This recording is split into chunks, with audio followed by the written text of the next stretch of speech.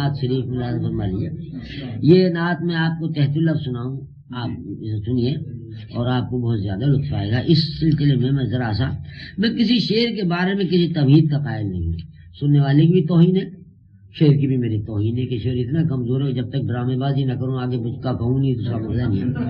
لیکن بعض مقام پر آدمی مجبور ہو جاتا ہے کچھ تعلیمی بیان کے لیے کہ صاحب آپ نے نعت میں یہ حمد کا شعر کیوں کہا.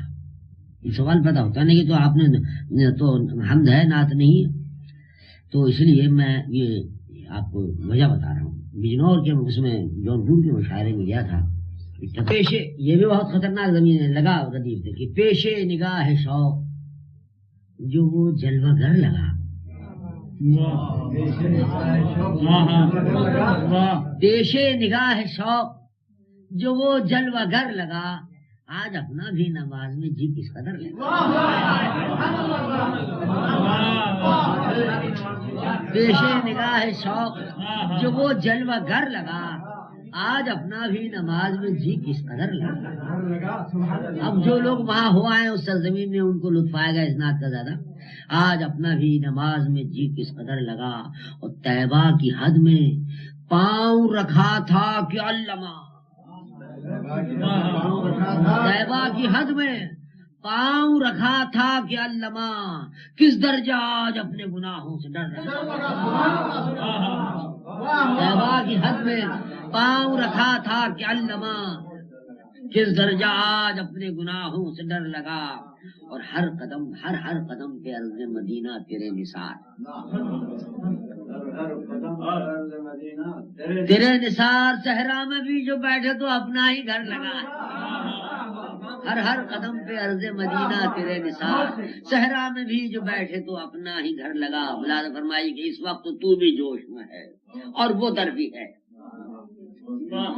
اس وقت تو بھی جوش میں ہے اور وہ در بھی ہے. اس وقت آنسوؤں کی جھڑی چشمے تر لگا. اس وقت تو بھی جوش میں ہے اور وہ در بھی ہے. اس وقت آنسوؤں کی جھڑی چشمے تر لگا. اس وقت تو بھی جوش میں ہے اور وہ در بھی ہے. اس وقت آنسوؤں کی جھڑی چشمے تر لگا. اور لے تو چلا ہے, شعر قافیے کی داد چاہوں گا کہ لے تو چلا ہے سوئے مدینہ جنون شوق. لے تو چلا ہے سوئے مدینہ جنون شوق, اللہ تو قادر مطلق ہے پر لگا.